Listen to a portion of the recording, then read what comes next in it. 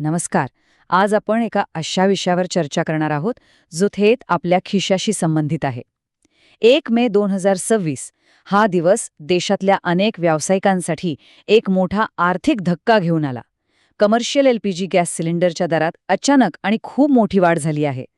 या एका निर्णयामुळे अर्थव्यवस्थेत कशी खळबळ उडाली आहे आणि याचा थेट परिणाम सर्वसामान्यांवर कसा होणार आहे, हे आजच्या या विश्लेषणातून आपण अगदी सोप्या भाषेत स्टेप बाय स्टेप समजून घेणार आहोत. चला तर मग सुरू करूया. बरं, आता या संपूर्ण प्रकरणाच्या मुळाशी जाऊया. सध्या ₹1000 हा आकडा देशातल्या व्यावसायिक क्षेत्रासाठी सर्वात मोठी डोकेदुखी ठरलाय. 1 मे रोजी सरकारी तेल कंपन्यांनी म्हणजेच OMCsने 19 किलोच्या कमर्शियल LPG सिलेंडरच्या दरात एका झटक्यात अंदाजे ₹1000 वाढ केली. अगदी अचूक सांगायचं तर ही वाढ तब्बल ₹993 आहे. जरा विचार करा, कोणत्याही व्यवसायात लागणाऱ्या कच्च्या मालाचा खर्च एका रात्रीत एवढा वाढणं हा किती मोठा धक्का आहे. हा तोच 19 किलोचा सिलेंडर आहे जो हॉटेल्स आणि रेस्टॉरंट्समध्ये रोज वापरला जातो.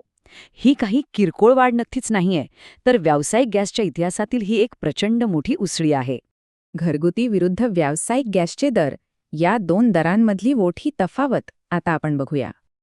इथूनच आपल्याला स्पष्ट होतं की महागाईचा फटका कशा प्रकारे एका विशिष्ट वर्गाला टार्गेट करत आहे. एका बाजूला घरगुती गॅस सिलेंडरची किंमत अजूनही ₹912.50 या दरावर पूर्णपणे स्थिर आहे. म्हणजे घरातील स्वयंपाकघराला ह्या झटक्यापासून सध्या तरी सुरक्षित ठेवलं गेलं आहे. पण दुसऱ्या बाजूला व्यावसायिक गॅसने दिल्ली आणि मुंबईसारख्या महानगरांमध्ये ₹3000 टप्पा अत्यंत वेगाने ओलांडला आहे. एकाच उत्पादनासाठी दोन वेगळे दर आणि त्यातला हा प्रचंड मोठा दुरावा. यावरूनच लक्षात येतं की सध्या बिझनेस चालवणं किती कठीण आणि महागडं होत चाललं आहे. प्रमुख शहरांमधील नवे दर, विशेषतः मुंबई आणि कोलकातामधील परिस्थिती. आता हे आकडे पाहिले की हा बदल किती तीव्र आहे याची खरी कल्पना येते. देशाची आर्थिक राजधानी असलेल्या मुंबईचंच उदाहरण घेऊया. कालपर्यंत जो कमर्शियल सिलेंडर ₹2031 मिळत होता, तो 1 मे पासून थेट ₹3024 पोचला आहे. तब्बल ₹1000 उडी. हीच परिस्थिती पश्चिम बंगालची राजधानी कोलकातामध्येही आहे.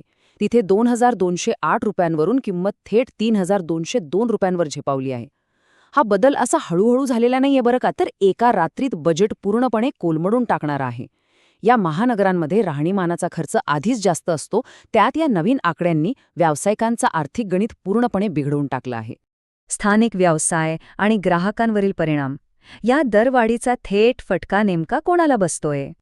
इथला सर्वात कळीचा मुद्दा हा आहे की हा ताण फक्त हॉटेल मालकांपुरता मर्यादित राहणार नाहीये. जेव्हा 19 किलोचा सिलेंडर जवळपास ₹1000 महाग होतो, तेव्हा रेस्टॉरंट्स आणि छोट्या खाद्यपदार्थ विक्रेत्यांचा खर्च साहजिकच वाढतो.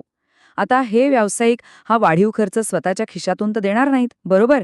म्हणजेच ते मेन्यू कार्डवरील पदार्थांच्या किमती वाढवणार. थोडक्यात सांगायचं तर रोजच्या सवयीचा कटिंग चहा असो वा रस्त्यावर मिळणारा गरमागरम वडापाव, आता सगळंच महाग होऊ शकतं. शिवाय सध्या लग्नसराईचा काळ सुरू आहे. केटरिंग व्यवसायात गॅसचा मोठ्या प्रमाणावर वापर होतो. त्यामुळे लग्नाच्या जेवणावळीचं ताट आता साहजिकच अधिक खर्चिक ठरणार आहे, ज्याचा थेट फटका यजमानांना आणि पर्यायाने आपल्याला सगळ्यांनाच बसणार आहे. टायमिंग, निवडणुका आणि महागाई, या दरवाढीची वेळ खूप काही सांगून जाते. आता घटनांचा हा क्रम अतिशय रंजक आहे. पश्चिम बंगालसह देशातील 5 राज्यांच्या विधानसभा निवडणुकांचे मतदान नुकतेच पूर्ण झाले. आणि लक्षात घेण्यासारखी गोष्ट म्हणजे मतदान संपताच 1 मे रोजी सरकारी तेल कंपन्याने व्यावसायिक LPGमध्ये जवळपास ₹1000 प्रचंड मोठी वाढ जाहीर केली. या सर्व प्रक्रियेनंतर 4 मे रोजी या निवडणुकांचे निकाल जाहीर होणार आहेत. इथे आपल्याला कोणतेही राजकीय निष्कर्ष काढायचे नाहीयेत, मात्र घटनांचा हा क्रम नक्कीच एक वस्तुस्थिती दर्शवतो. मतदानाची प्रक्रिया पूर्ण झाल्यानंतर आणि निकालांच्या अवघे काही दिवस आधी ही दरवाढ लागू करण्यात आली, हा एक अतिशय महत्त्वाचा घटनाक्रम आहे. आता आपण या विश्लेषणाच्या अगदी शेवटाकडे आलो आहोत.